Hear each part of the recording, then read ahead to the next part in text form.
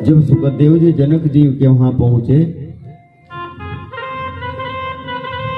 तो द्वारपालों से कहा जाकर के महाराज श्री को बताइए, कोई आया है आपसे मिलना चाहता है।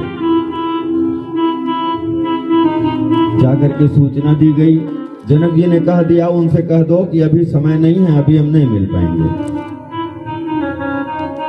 जो सेवक गण थे आकर के बता दिए, महाराज जी अभी बैठक में हैं, अभी मिल नहीं पाएंगे।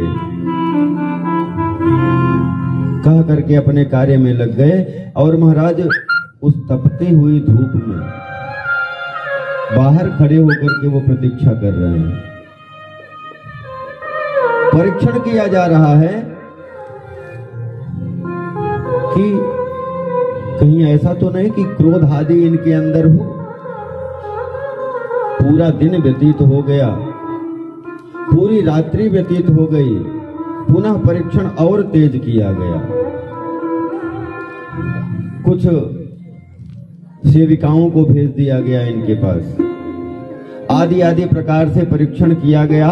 जब परीक्षण में सफल हुए तो जनक जी महाराज दरबार में बुलाए नहीं, स्वयं दौड़ करके आ गए। महाराज ये तो आपके पिताजी की ही, ये आपके पिताजी का ही आदेश था जिसका पालन हमें करना पड़ा, आप हमें क्षमा करें। आप परीक्षा में उत्तीर्ण हुए, आपको कुछ पढ़ना पढ़ाना नहीं है, आप सीधे अपने गुरुजी पिताजी के पास चले जाइए। सुखदेव जी वहां से चले आए। यहाँ दिव्य गाथा श्रीमद् भागवत महापुराण प्रदान किया व्यास जी ने। सूत जी कहते हैं, ऋषियों उस समय की बात है जब सारे कौरव मारे गए।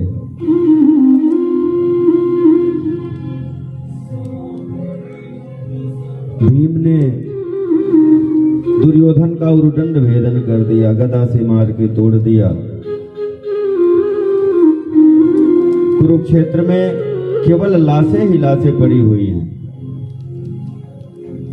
गीध आदि जीव झपट करके कहीं नोच करके इधर से भग रहे हैं, कहीं उधर से भग रहे हैं। असहाय पड़ा हुआ है दुर्योधन। दुर्योधन जीवित है परंतु मृत प्राय पड़ा हुआ है, जंघा टूट गया है, उठ नहीं सकता है। उसके भी ऊपर कुछ गीध आदि झपट रहे हैं, सब समझ करके। ऐसी परिस्थिति में अश्वत्थामा जाते हैं। अश्वत्थामा ने कहा, मित्र मैंने तुम्हारा वह वैभव देखा है, मैं तुम्हें भली भांति जानता हूं, तुम इस परिस्थिति में पड़े हुए हो। दुर्योधन ने कहा, मित्र हमें इसका दुख नहीं है कि हम 100 भाई थे और 100 के 100 मार दिए गए। हमें तो दुख मात्र इसका है कि वो 5 भाई थे और 5 के 5 जीवित थे।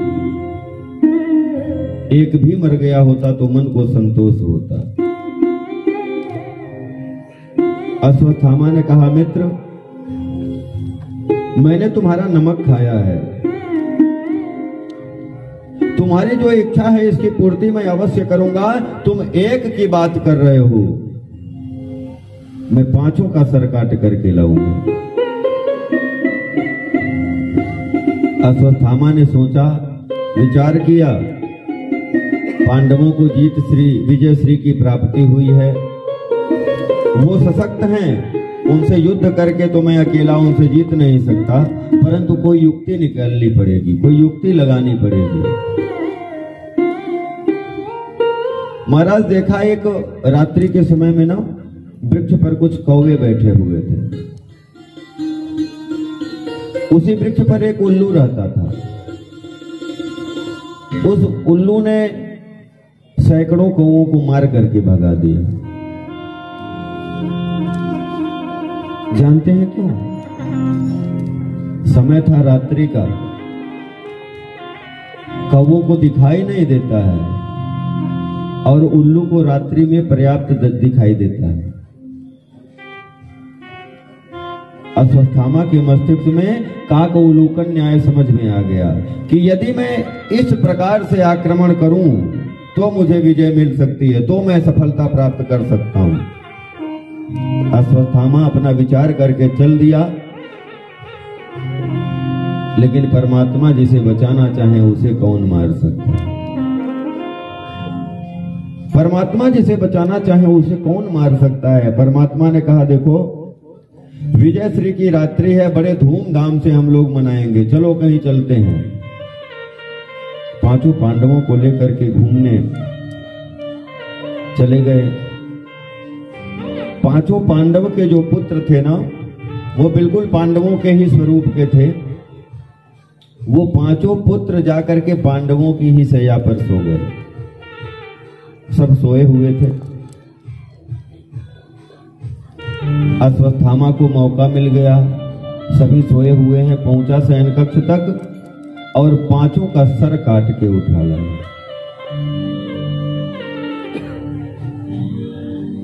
और महाराज जब पांचों का सर काट करके ले आया, बड़ा ही हर्षित मन प्रसन्न होकर के दुर्योधन के पास आया। कहा, मित्र तुम एक के लिए परेशान थे, मैं पांच के पांचों का सर काट करके लाया हूं।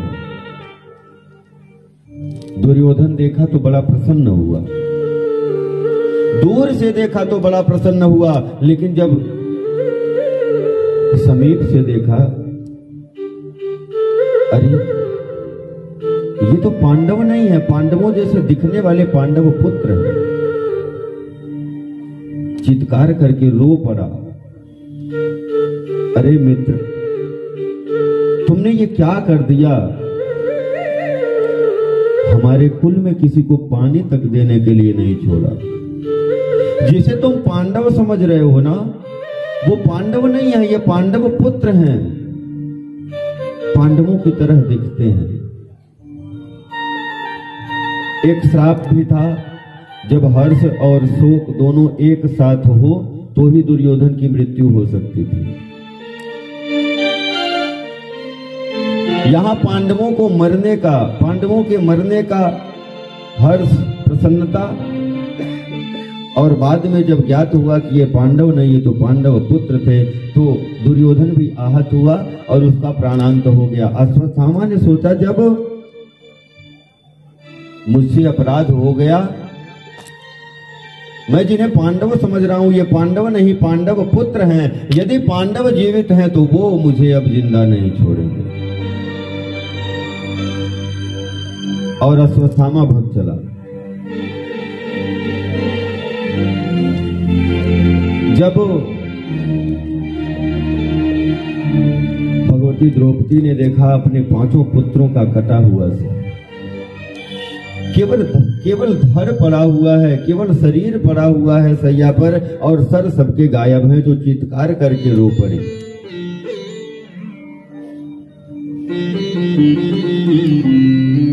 महाराज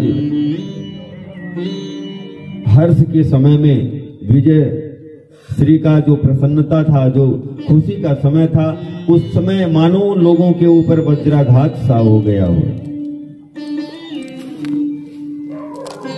अर्जुन ने कहा, ऐसा है देवी आप रो मत, जिस किसी ने भी ये अन्याय किया है ना, उसे मैं जिंदा नहीं छोड़ने वाला हूं, ये मेरी प्रतिज्ञा है, और उसको मैं तुम्हारी आंखों के सामने ला करके मारूंगा। ऐसा कह करके चल दिए। परमात्मा श्री कृष्ण रथ को संचालित कर रहे हैं, और देखा अश्वत्थामा भगता हुआ जा रहा है।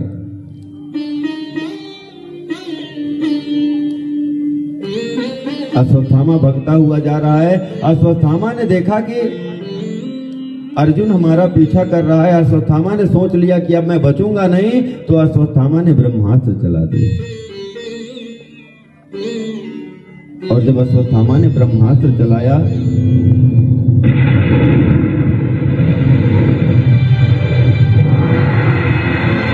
तो अर्जुन थोड़ा घबरा सा गए। परमात्मा श्री कृष्ण ने कहा, अर्जुन तुम क्यों व्यर्थ के परेशान हो रहे हो? तुम्हें भी तो ब्रह्मास्त्र चलाना आता है, तुम भी ब्रह्मास्त्र चला दो। अर्जुन ने भी ब्रह्मास्त्र का संधान किया और जब दोनों ब्रह्मास्त्र आपस में टकराने ही वाले थे, परमात्मा ने कहा अर्जुन अपने ब्रह्मास्त्र को वापस ले लो।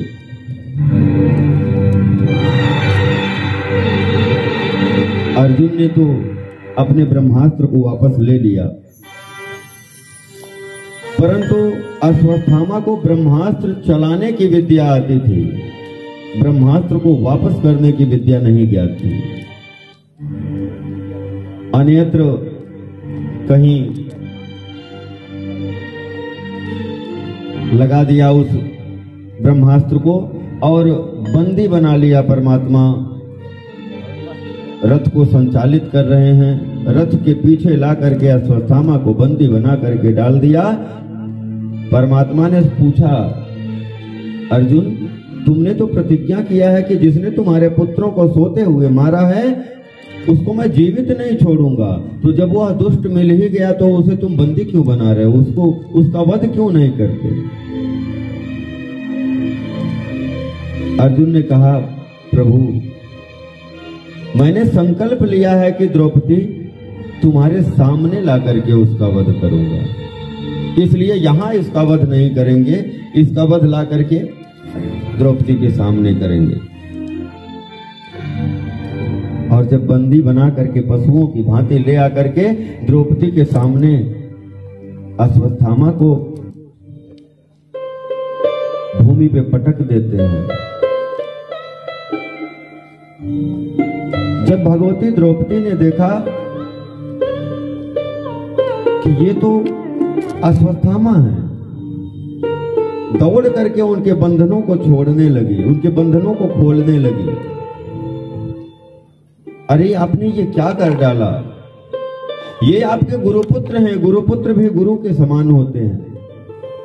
आपने ऐसे गुरुपुत्र को, जिस गुरु ने अपने पुत्र से भी अधिक विद्या आपको प्रदान की, ऐसे गुरु के पुत्र को आप बंदी बना करके लाकर मेरे सामने पटक दिए हैं। छोड़ दीजिए, मुंच मुंच इनके बंधनों को छोड़ दें। युधिष्ठिर और द्रौपदी जी का एक विचार कि चलो जो हो गया छोड़ दिया जाए, परंतु भीम अपनी गदा संभाले हुए, जो भी हो आप लोग छोड़ दो, परंतु मैं तो छोड़ने वाला नहीं हूं। अर्जुन ने कहा भैया मैं भी छोड़ूंगा नहीं, मैंने प्रतिज्ञा किया है और जो मैं प्रतिज्ञा करता हूं उसे पूर्ण करता हूं। बड़ा धर्म संकट आया कि क्या करें क्या ना करें।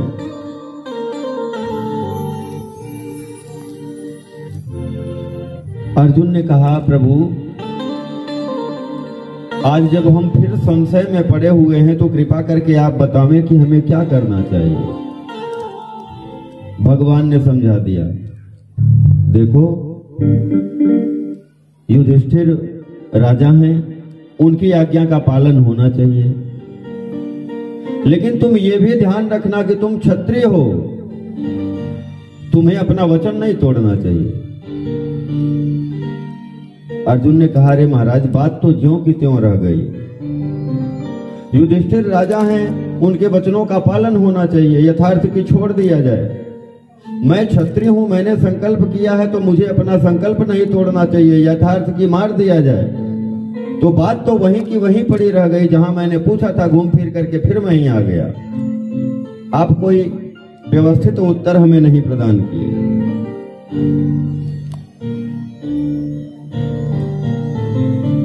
परमात्मा ने कहा देखो जो शास्त्रों में वर्णित है, तस्मात् शास्त्रम प्रमाणम ते कार्य कार्य विमुच्यते, जो शास्त्रों में वर्णित है वो मैं आपको बता दिया, बाकी आप करें। हाँ ये भी जान लीजिए शास्त्र ने क्या कहा है, शास्त्र ने कहा है ब्रह्म बंधुर न हंतव्यम आतताई वधारण। ब्राह्मण पतित से पतित हो, कितनो बड़ा अपराधी हो, परंतु वध के योग्य नहीं है। ब्राह्मण कितनो बड़ा अपराध कर दिया हो, परंतु वह वध के योग्य नहीं है। और आतताई कोई भी हो उसे छोड़ना नहीं चाहिए। अर्जुन ने कहा फिर बात वहीं की वहीं रह गई कि ब्राह्मण कितनो बड़ा पतित हो उसका वध नहीं किया जा सकता, और आतताई कोई भी हो उसे मार देना चाहिए, उसे छोड़ना नहीं चाहिए। आप कृपा करके हमारा मार्गदर्शन करें।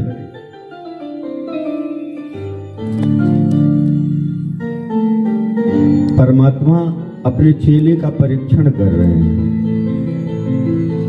परमात्मा के शिष्य भी तो हैं अर्जुन।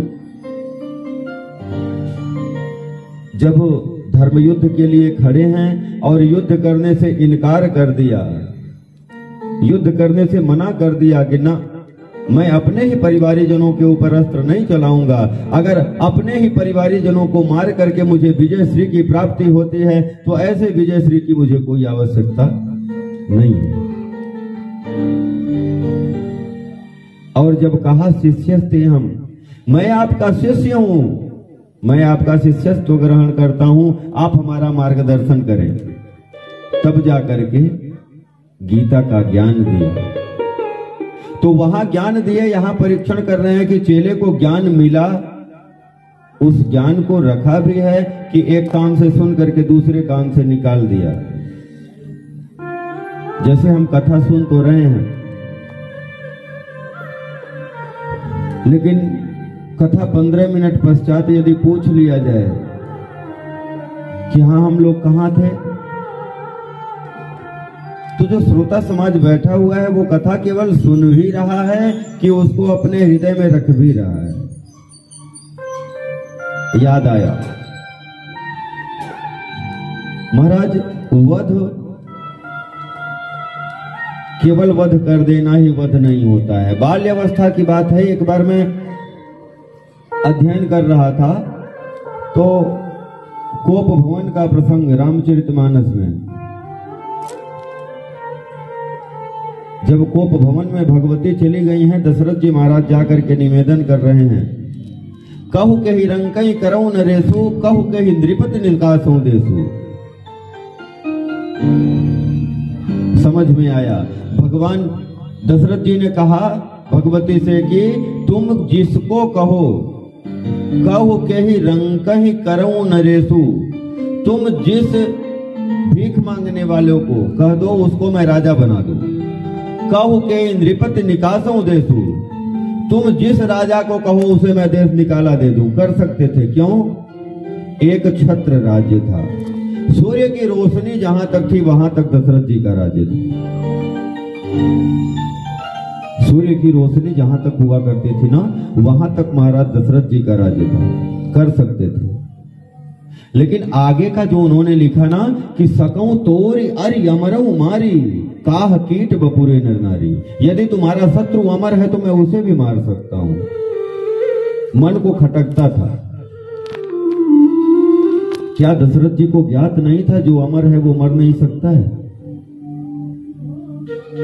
यदि ज्ञात था तो क्या दशरथ जी झूठ बोल रहे हैं कि सकऊं तोरी अरि अमरऊ मारी, यदि तुम्हारा शत्रु अमर है तो मैं उसे भी मार सकता हूं? बाल्यावस्था थी, हृदय को बोध नहीं हो पाया। समयानुसार ज्ञात हुआ कि शरीर से प्राण का निकल जाना ही मृत्यु नहीं होता है। किसी सम्मानित व्यक्ति का अपमान ही कर देना मृत्यु होता है। किसी सम्मानित व्यक्ति को किसी सभा में अपमानित कर दिया जाए, एक ही थप्पड़ मार दिया जाए, उसकी मृत्यु हो गई। वो जितनी बार उसको स्मरण करेगा उतनी बार मरेगा। महाराज अर्जुन को याद आया, अश्वत्थामा के माथे पे जो मणि लगा हुआ था उस मणि को निकाला और धक्का देकर के बाहर निकाल दिया।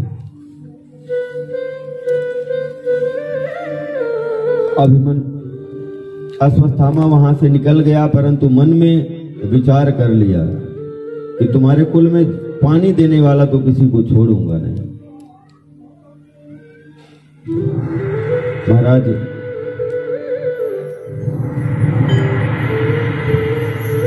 अभिमन्यु की वह बाल विधवा उत्तरा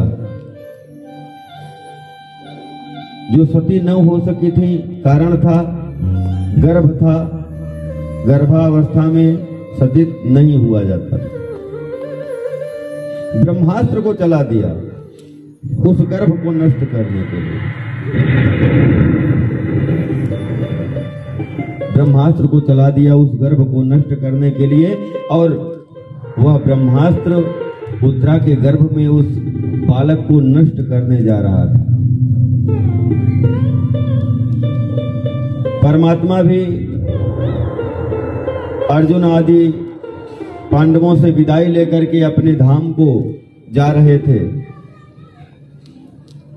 एक हाथ से उस रथ का हत्था पकड़ करके, एक हाथ से अभय मुद्रा प्रदान करते हुए रथ पे चढ़ ही रहे थे, तब तक देखा कि एक स्त्री आकर के पैरों से लपट गई और उस स्त्री ने कहा, प्रभु हमारी रक्षा करें, हमारी रक्षा हमें नहीं चाहिए, मैं रहूं ना रहूं इसका क्षण मात्र भी चिंता नहीं है, परंतु हमारे गर्भ में जो बालक पल रहा है ना, इसकी रक्षा करें आप।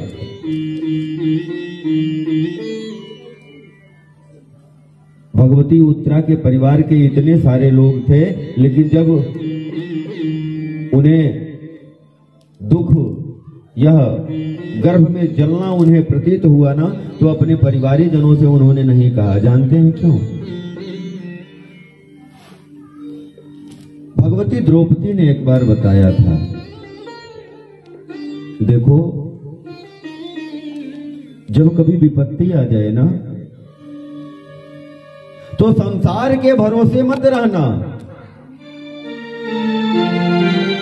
जब कभी विपत्ति आ जाए तो संसार के भरोसे मत रहना। वो समय मुझे याद है जब मेरा चीर हरण हो रहा था ना, तो मुझे अभिमान था कि मेरे तो 5-5 पति यहां पर बैठे हुए हैं, मेरा कोई क्या चीर हरण करेगा। परंतु समय की विडंबना कि पांचों के पांचों सर झुकाए बैठे हुए थे। मैंने विचार किया कि इतने धुरंधर लोग यहाँ पे बैठे हुए हैं, पितामह आदि लोग यहाँ पे बैठे हुए हैं, मेरा कोई चीर हरण क्या करेगा। लेकिन किसी ने मेरा सहयोग नहीं किया। जब किसी ने मेरा सहयोग नहीं किया, जब दुशासन मेरा वस्त्र पकड़ करके खींच रहा था ना, तो मैंने अपने बल का प्रयोग किया। मैंने अपने अंचल को ऐसे पकड़ लिया कि जब तक मेरे पास क्षमता है, जब तक मेरे पास बल है, मेरा ये वस्त्र नहीं खींच सकता। मुझे कोई बचाने नहीं आया। जब मुझे लगा अब तो संभव ही नहीं है ना, मैंने हाथ उठा दिए, हे प्रभु अब तो ये लाज तुम्हारे ही हाथ में है।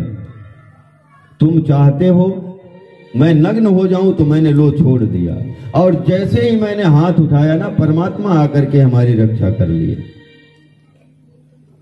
इसलिए जब कभी विपत्ति की घड़ी आ जाए ना, तो किसी के भरोसे मत रहना, तुरंत परमात्मा की शरण में चले जाना। इसलिए भगवती उत्तरा सीधे परमात्मा के पैरों को पकड़ करके निवेदन की,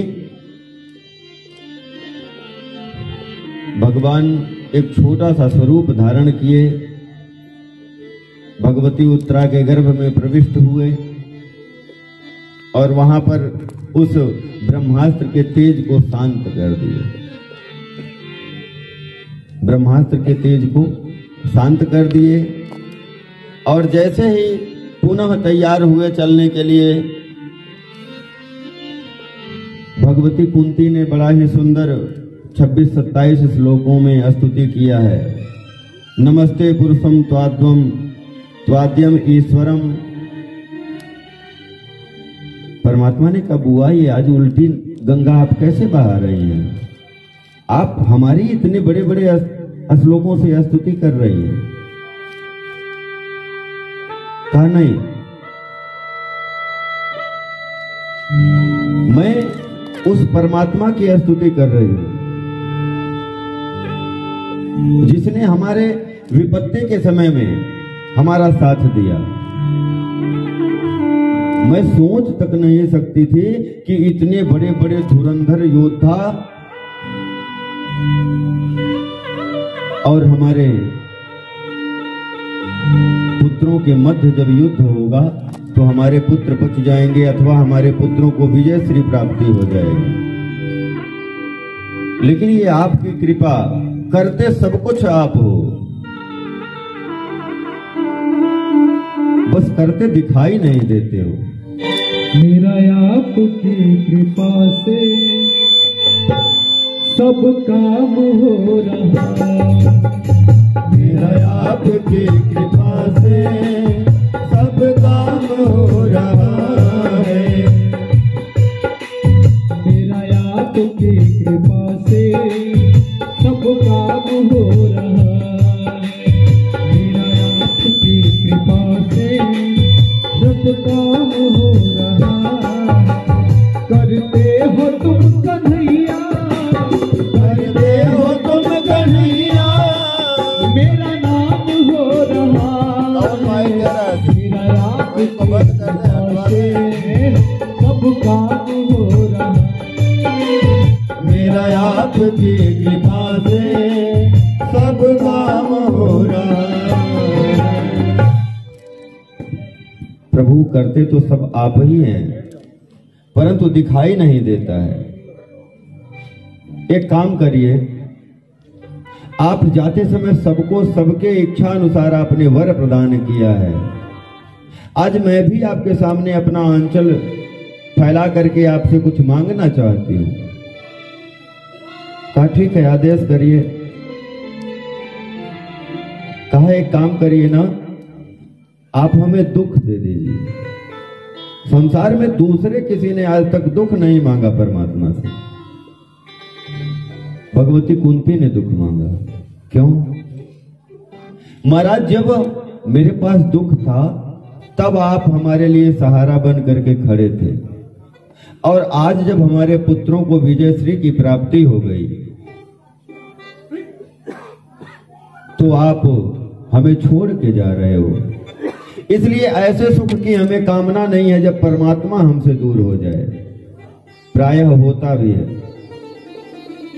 जब व्यक्ति बहुत दुखी होता है ना तो वो परमात्मा की शरण में आता है, वो मंदिर जाना प्रारंभ करता है, पंडित जी लोगों से, आचार्य जी लोगों से निवेदन करता है, भगवान बहुत परेशान है, ये कुंडली देखिए, ग्रह गोचर हमारे कैसे चल रहे हैं।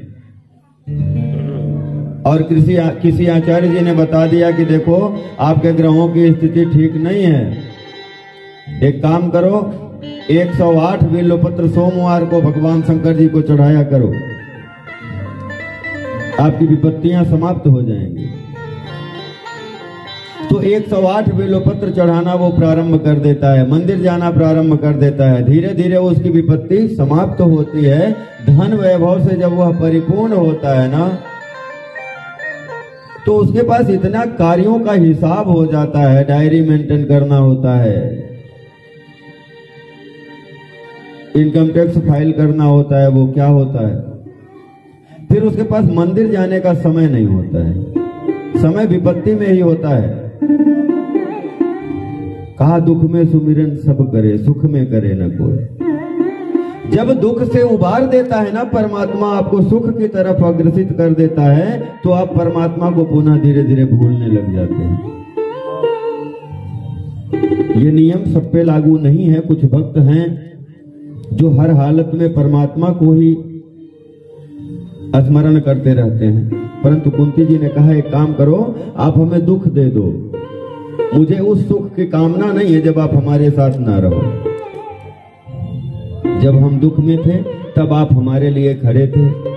आज हमारे पुत्रों को विजय श्री प्राप्ति हुई है तो आज आप हमें छोड़ के जा रहे हो।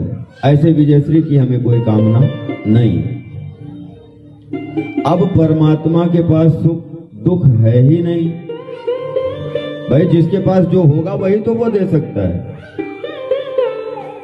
हमसे आप जिन विषय का ज्ञान मांगेंगे, श्रीमद् भागवत महापुराण अंतर्गत कुछ कथाओं को सुनने की इच्छा रखेंगे तो श्रीमद् भागवत महापुराण की कथा सुनाएंगे। शिव महापुराण की कथा सुनना चाहेंगे तो शिव महापुराण की कथा सुनाएंगे। रामचरितमानस के सुनना चाहेंगे तो रामचरितमानस के सुनाएंगे। देवी भागवत जी का सुनना चाहेंगे तो देवी भागवत की कथा हम सुना सकते हैं। लेकिन आप कोई इंग्लिश का विषय हमसे पूछ लेंगे ना, तो हम क्या सुनाएंगे आपको? क्योंकि मेरे पास इंग्लिश की कोई जानकारी, अंग्रेजी की कोई जानकारी है ही नहीं, मैं सुना नहीं सकता, मेरे पास अंग्रेजी है ही नहीं। उसी प्रकार से भगवान के पास दुख है ही नहीं। भगवान बुआ के द्वारा मांगे हुए दुख को ना दे सके। भगवान को बुआ के प्रेम ने रोक लिया, कुछ दिन के लिए और रुक गए।